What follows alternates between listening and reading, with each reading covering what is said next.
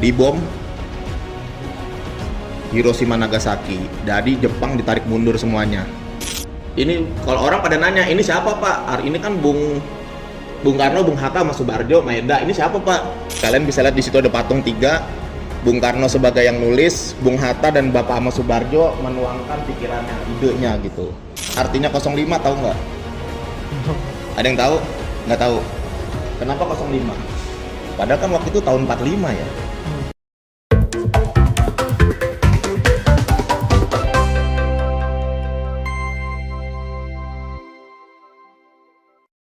Assalamualaikum warahmatullahi wabarakatuh. Halo semuanya, kami dari SMK Sumpah Pemuda. Di sini kita di Museum Proklamasi ingin mewawancari orang yang tahu sejarah proklamasi. Sebelumnya kita ingin memperkenalkan diri dulu. Perkenalkan, nama saya Fahri Ananda Wijaya. Perkenalkan, nama saya Garagena Purba. Yuk langsung aja kita cari orangnya. Oke semuanya. Jadi kita sudah bertemu dengan salah satu pengelola di sini. Sebelumnya kita akan memperkenalkan diri dulu. Kita dari SMK Sumpah Pemuda ingin mewawancara tentang sekilas proklamasi. Sebelumnya Bapak namanya siapa? Oh, ya terima kasih teman-teman dari SMK ya. SMK Sumpah Pemuda. Perkenalkan, nama saya Firman. Panjangannya Firman Khalid. Nah, jadi saya pegawai di sini. Kebetulan jabatan saya di sini sebagai pengolah data.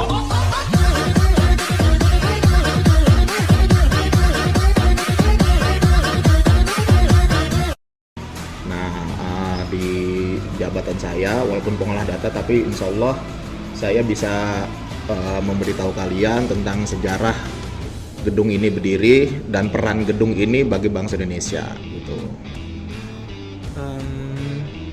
Jadi kira-kira Bapak udah sering dapat wawancara kayak gini ya di sini? Ya, untuk kayak tugas kalian seperti ini nih. Saya masuk dari sini dari tahun 2015. Udah lebih dari 100 kali ya. Ada tugas seperti ini. Jadi emang ditugasin kan sekolah untuk kalian bikin video untuk ngasih tahu bertanya tentang masuk ke pelajaran juga kan tentang proklamasi kan, ya kan. Makanya mumpung di sini ada museum yang benar-benar sangat berpengaruh dalam proklamasi itu, makanya mungkin dari pihak sekolah disuruh langsung ke tempatnya gitu biar lebih dapat informasinya lebih asli lah gitu ya. Jangan kalian di internet banyak, tapi lebih baik bertanya ke sumbernya seperti itu. Jadi kita mau tanya beberapa pertanyaan nih sekilas proklamasi. Yang pertama itu jelaskan secara singkat tentang proklamasi yang Bapak tahu. Oh gitu. Oke, mungkin bukan yang Bapak tahu ya, mungkin yang yang terjadi di sini dan yang terjadi di Indonesia. Gimana sih Pak proklamasi itu gitu ya? Yang kalian sekarang tempati ini adalah saksi bisu dalam perumusan naskah proklamasi gitu. Jadi sebelumnya kan proklamasi dibacakan di mana? Kalian tahu? Sekarang di namanya Taman Proklamasi, Tugu Proklamasi. Itu dulunya bekas rumah siapa?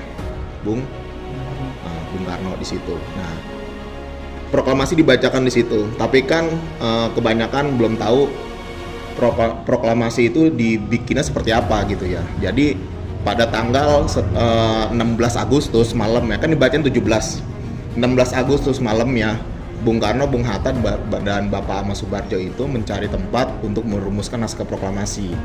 Kenapa bisa tempatnya di sini? Karena kedekatan Bapak Ahmad Subarjo dengan Laksamana Maeda.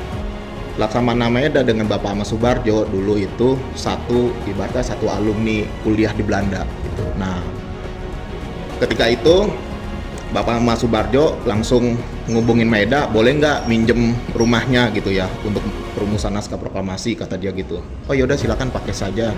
Kenapa Bapak Maeda mengizinkan? Karena saat itu 6 dan 9 Agustus tahu kejadian apa?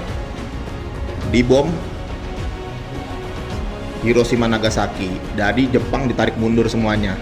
Dan ingat tuh 6 dan 9 Agustus. Dan Maeda dan Bung Karno di kesini dan Bung Hatta itu 16 Agustus. Berarti kan Jepang itu udah kalah perang, dia menarik semua pasukannya balik gitu. Jadi Indonesia ini dalam status quo, dalam status tidak ada pemerintahan gitu. Makanya momen itu dimanfaatkan oleh para founding father kita ini yang bertiga itu. Nah, udah akhirnya dengan jiwa kesatrianya Bapak Maeda, ibaratnya kayak ya udah Jepang udah kalah, Indonesia mau merdeka silakan gitu. Jadi Bapak Maeda mempersilakan para founding father kita ini untuk di sini gitu. Nah, malam datang diterima di sini. Nih, ini ruang 1 namanya, diterima di sini. Udah bisa jalan, boleh jalan nih. Boleh jalan ya, sekalian jalan ya. Nah, ruang 1 ini, di ruang 1 ini Bapak Maeda, Subarjo dan Bung Hatta diterima. Bapak Bung Hatta, Soekarno dan Ama Subarjo diterima oleh Maeda di rumah ini, di ruang tamu sini. Kalian bisa lihat gambar seperti ini. Ada salah satunya, ini Maeda, ada salah satunya ini kalau orang pada nanya, ini siapa Pak? Ini kan Bung Karno, Bung Hatta, sama Subarjo, Maeda. Ini siapa Pak? Ini penerjemah dulu. Jadi penerjemah Maeda ikut juga gitu. Kan Maeda belum lancar banget lah bahasa Indonesia gitu. Seperti itu. Jadi terima di sini. Ngasih tahu tujuannya apa, merumuskan naskah proklamasi gitu. Oh ya udah silakan, kata Maeda, silakan pakai rumah ini, saya tidak ada ikut campur sama sekali gitu. Akhirnya Maeda naik ke atas, kamarnya di atas nih, kamarnya di atas, Maeda naik ke atas. Habis itu dari sini kita jalan. Ini namanya ruang perumusan. Ini namanya ruang perumusan. Di ruang perumusan ini naskah proklamasi yang dibacakan Bung Karno dan Bung Hatta itu dibuat. Kalian bisa lihat di situ ada patung 3. Bung Karno sebagai yang nulis, Bung Hatta dan Bapak Ama Subarjo menuangkan pikirannya, idenya gitu. Nah, hasil dari bertiga ini adalah draft naskah proklamasi, bisa dilihat di situ. Ya, kita ke sini. Ini hasilnya. Hasil dari tulisan tangan Bung Karno. Hasil dari tulisan tangan Bung Karno yang dibikin di ruang ini. Kalau kalian tahu Jakarta 17.805 artinya 05 tahu nggak? Ada yang tahu? Nggak tahu. Kenapa 05? Padahal kan waktu itu tahun 45 ya. Karena pada zaman itu diberlakukannya tahun Jepang. Tahun Jepang saat itu 2605. Tapi kalau tahun Indonesianya 1945 gitu. Makanya kebiasaan kan Jepang berkuasa di Indonesia, kebiasaan make sistemnya Jepang gitu, makanya sampai tahun aja pakai tahun Jepang gitu. Jadi 05. Ini bukan 05 maksudnya 2005 ya. 05 ini maksudnya tahun Jepang, tahun Showa namanya, 2605, makanya tulisnya 05 gitu. Kalau misalnya Indonesianya 1945 gitu. Nah, setelah di sini kita sini, ini ruang kedua namanya ruang perumusan. Cut dulu aja nggak sih? Mati coba. Cut dulu aja. Nah,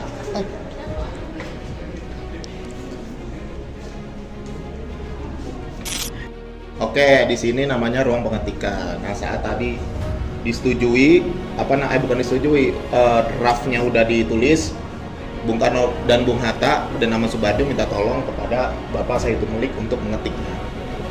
Jadi Bapak Sayyidul Melik mengetik, ditemani sama siapa kalau kalian tahu? Tahu nggak? Harus tahu nih. Bapak siapa nih? Ini kan Sayyidul Melik. BM Diah. Namanya Bapak BM Diah, kepanjangannya Burhanuddin Muhammad Diah. Dua-duanya nih perannya dulu sebagai wartawan. Mana? Yang ini, Bapak BM Diah. BM singkatan dari Burhanuddin Muhammad Diah. Nah, ini Bapak Sayyidul Melik. Nah, setelah Bapak Sayyidul Melik mengetik, kita balik ke sini lagi di ruang tengah nih. Nah, di ruang tengah ini naskah proklamasi itu ditandatangani. Jadi kalau kalian bisa melihat gambar sebelah sini ya. Kalau kalian bisa melihat gambar sebelah situ, di ruang tengah sini ada sekitar 50 orang. 50 orang dulu zaman itu yang hadir ke sini. Jadi setelah yang tadi saya bilang Bung Karno dan Bung Hatta dapat rumah ini, dapat tempat ini buat merumuskan. Nah, langsung ngabarin pakai telepon gitu. Dulu udah ada telepon zaman itu. bukan ngabarin ke Maya, ngabarin ke apa namanya perwakilan tokoh-tokoh tuh kalian kalau lihat di situ tuh. Itu rata-rata anggota PPKI. Persiapan panitia persiapan kemerdekaan Indonesia. Nah ini tokoh-tokoh ini kebetulan tokoh-tokoh ini mewakili dari bangsa Indonesia, dari apa perwakilan dari provinsi ya. Ada orang Aceh, ada orang Padang, ada orang Jawa, ada orang pokoknya semuanya mewakili gitu. Ada orang Sulawesi gitu. Pas banget untuk mewakili bangsa Indonesia gitu. Jadi di sini kalian bisa lihat ada tokoh penting kayak Ki Hajar Dewantara datang juga ke sini. Terus ada Rajiman, ada Oto Iskandar Dinata. Ini jadi perwakilan gitu datang ke sini. Nah, mereka berkumpul di sini di ruangan ini nih. Dulu orang-orang pada bertanya, "Pak, ini kan cuma segini ya bangkunya. Kok yang datang bisa 50 orang? Itu gimana gitu?" Nah, kalian bisa bayangin saat keadaan genting untuk memerdekakan bangsa Indonesia, mereka itu datang ke sini udah nggak mikirin duduk lagi. Mau berdiri, mau ngedeprok situ kayak begitu. Jadi yang penting hadir gitu, yang penting hadir gitu. Nah, setelah itu Bung Karno, Sayuti Melik udah ngetik, hasilnya seperti ini. Ketikan Sayuti Melik. Nah, ada perdebatan tentang siapa yang menandatangani apa namanya naskah proklamasi ini. Awalnya dari Bapak Teguh Muhammad Hasan tuh, kalau kalian tahu perwakilan dari Aceh nih, Bapak Teguh Muhammad Hasan. Ini dia bilang yang tanda tangan yang hadir semua sini, yang 50 orang itu. Gitu kan, soalnya dia ngikutin dari piagam Amerika tuh. Jadi menandatangani semuanya tuh yang hadir. Tapi dibantah sama Bapak Heru Saleh dan Soekarni. Ini golongan muda dua nih. Dibantahnya bukan masalah itu salah, bukan. Kita ini dalam keadaan genting gitu. Keadaan genting kan harus buru-buru ya. Jangan lama banget kan 50 orang gitu ya, harus buru-buru. Jadi mereka ngusulin yang tanda tangan cukup 2. Siapa akhirnya? Hah? Bung Hatta dan Bung Karno gitu. Bung Karno dan Bung Hatta. Nah, dengan usulan itu yang lain akhirnya setuju. Oh iya benar juga. Ya udah deh. Bung Karno dan Bung Hatta udah mewakili kita sebagai bangsa Indonesia gitu. Dan mereka juga setuju. Akhirnya ditandatanganilah naskah proklamasi itu di mana? Kalian bisa lihat di sono kayak begini.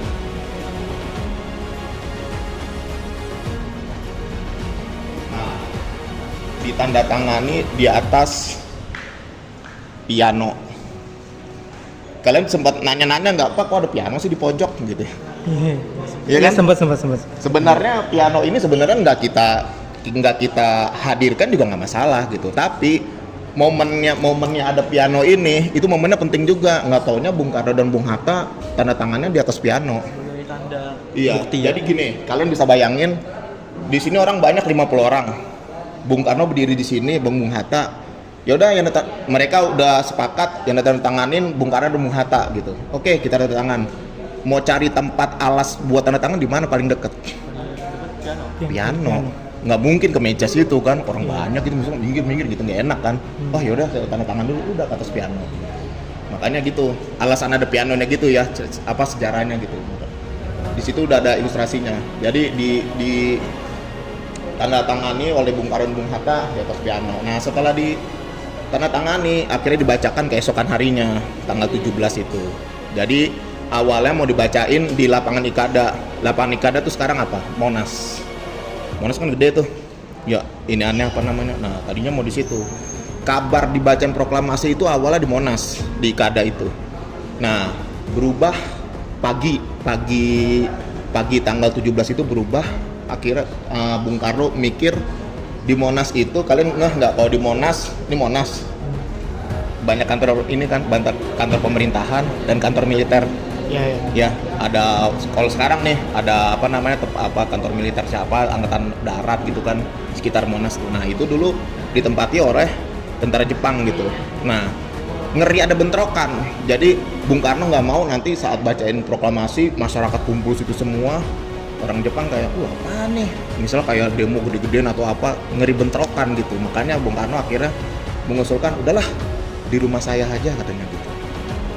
Makanya di Tugu proklamasi dulu di situ rumah Bung Karno gitu. Nah, akhirnya kabar itu dapat, ya udah bacain di sono. Tapi teman-teman kita semuanya, para pejuang kita yang udah dapat kabar itu di Monas udah ke sana semua. Jadi udah rame di sono gitu, udah rame di Monas ya gitu. Kan dulu ya telepon nggak semasif sekarang ya. Dulu kan telepon masih yang di rumah lah, itu juga nggak semua orang punya kan, masyarakat Indonesia kan. Jadi ya udah dapat kabar kayak begitu, udah ngumpul semua, udah ribuan semua di Monas. Tapi di rumah Bung Karno, wah gimana nih nggak ada orang. Akhirnya disuruh sebagian dari dulu ada namanya kepanduan ya, pimpinan dari tokoh siapa gitu. Jadi dia kayak pramuka, cikal bakal pramuka tuh. Nah dia suruh hadir di rumah Bung Karno. Kalau kalian lihat fotonya, berdiri pada pakai tongkat gitu tuh. Nah di situ, nah itu cikal bakal pramuka dulu. Jadi kepanduan namanya gitu. Udah dibacain di rumah Bung Karno, proklamasi yang kalian dengar sekarang. Habis itu pengerekan bendera sang-sangka merah putih gitu kan. Udah hari itu Indonesia merdeka, menjadi bangsa yang udah lepas dari penjajah. Nah kita sekarang sebagai generasi penerusnya nih memanfaatkan kemerdekaan itu gitu. Jadi kalian yang masih muda-muda, generasi muda, apa nih makna kemerdekaan bagi kalian nih? Udah datang, udah kita hidup, jangankan kalian, yang saya aja udah merasakan. Maksudnya ya hadir di negara Indonesia itu ya udah nggak ada penjajah gitu. Ibaratnya kita udah enak gitu, tinggal kita pikirin apa yang udah kita buat nih buat bangsa Indonesia kita gitu. Seperti itu ceritanya. Apalagi pertanyaan? Bapak bilang kita nih anak muda harus menjaga nilai-nilai proklamasi. Menurut Bapak apa yang harus kita lakukan untuk menjaga proklamasi ini supaya tetap ada nilainya sebagai anak muda? Untuk generasi muda ya, kalau saya sih pesan kepada kalian nih, generasi saat ini, jangan tinggalin sejarah gitu. Jadi kalian harus tahu gimana perjuangan bangsa Indonesia, gimana perjuangan para pahlawan kita itu berdarah-darah gitu. Berdarah-darah untuk merebut negara Indonesia kita ini gitu dari tangan penjajah. Coba kalian bayangin kalau misalnya masih dijajah gimana? Masih dijajah, kita nggak bisa ngapa-ngapain, kita nggak bisa kerja, kita nggak bisa kerja rodi di mana-mana kayak begitu. Kita udah merdeka, makanya maksud saya untuk generasi muda harus dilihat itu, jiwa nasionalisnya itu harus ditinggiin gitu. Kali-kali bisa kali jalan-jalan jangan ke mall mulu, ke museum, kayak gitu maksud saya. Nggak apa-apa ke mall, tapi yuk kita isi dulu nih jiwa nasionalis kita ke museum-museum yang bergerak tentang sejarah kemerdekaan gitu. Ada museum naskah proklamasi di sini, ada kebangkitan, ada Sumpah Pemuda. Nah itu tuh biar kalian tuh bisa tahu, oh dulu nggak taunya para pendahulu kita gila ya sampai berdarah-darah seperti ini untuk merebut bangsa Indonesia, untuk merebut negara Indonesia gitu. Itu maksud saya harus ditanamin dalam diri gitu. Kalau nggak itu ditanamin, kalian nggak bakal tahu. Ibaratnya kayak ya udah tahu udah jadi aja Indonesia gitu. Jadi nanti kedepannya bakal semaunya gitu, memperlakukan apapun bakal semaunya aja. Padahal di situ ada nilai-nilai perjuangan dari tokoh-tokoh kita gitu. Jadi kita anak muda itu harus mempertahankan nasionalisme kita di era globalisasi ini ya Pak. Iya. Dengan cara menghadiri atau mendatangi museum-museum di Indonesia. Contohnya seperti ini di terdekat di Jakarta kayak Museum Proklamasi, Museum Kebangkitan Nasional dan masih banyak lagi. Iya. Nah kalau dari saya juga maksud saya gini, kalian untuk mempertahankan kemerdekaan itu nggak harus dengan cara, kalau orang dulu kan berjuang apa yang di medan perang lah kayak gitu, nggak harus kayak gitu, dengan skill kalian gitu. Misalnya namanya siapa? Fahri Gerard. Misalnya Fahri hobinya bola, Gerard misalnya hobinya apa, misalnya main games nggak apa-apa gitu, bergerak dari situ gitu. Jadi bola, gua harus tembus timnas misalnya kayak begitu ya kan, bawa bangsa Indonesia kayak gitu. Itu juga sebagai bentuk nasionalisme kita untuk mengangkat Indonesia tuh di kancah negara lain kayak begitu. Misalnya Gerard games, fokus di games misalnya kayak seperti itu, ikut kompetisi games yang taraf internasional menang, itu kan suatu kebanggaan juga kayak gitu. Jadi menyesuaikan di zaman kalian gitu perjuangannya gitu. Jadi kalau misalkan kita ingin mempertahankan nasionalisme kita di dalam diri kita itu nggak harus aksi yang nggak harus aksi langsung yang, ya kayak jadi gitu. ya dari bakat, dari bakat yang kita sering lakuin, terus nanti bisa jadi kalau misalkan kita mendalami banget itu bisa Membawa nama membanggakan, Indonesia, membawa namakan ya. di nama di kancah internasional. Iya, udah siap. Apalagi? Ada pertanyaan lagi? Ada lagi pertanyaannya? Mungkin itu aja sih. Udah cukup. Udah cukup itu. Siap. Oke, terima kasih Bapak untuk Siap, sama-sama. kerjasamanya untuk menjelaskan sejarah singkat proklamasi Iya, kepada kami. siap. Terima kasih ya dari teman-teman SMK Sumpah Pemuda udah datang ke sini dan mempercayakan museum ini untuk nanya-nanya tentang sejarahnya. Terima kasih, Bang. Terima kasih, Pak. Terima kasih. Ya. Oke, jadi itu saja mungkin yang disampaikan oleh narasumber kita. Jadi kesimpulannya adalah perumusan proklamasi itu dilakukan di Rumah Bung Karno pada tanggal 16 Agustus 1945 dan ditandatangani oleh dua orang, yaitu Bung Karno dan Bung Hatta. Dan seperti yang disampaikan tadi, untuk mempertahankan nasionalisme dalam diri kita itu caranya nggak susah. Mulai dari hobi kalian masing-masing seperti main bola ataupun main games, itu bisa membanggakan dan membawa nama Indonesia ke manca internasional. Oke, baik, semoga dengan adanya video ini bisa menambah wawasan buat kalian semua tentang proklamasi di Indonesia ini. Dan untuk memperingati kalian juga untuk tetap menjaga nasionalisme dalam diri kalian. Mungkin itu saja dari kita. Saya akhiri. Terima kasih dari kami SMK Sumpah Pemuda. Undur diri.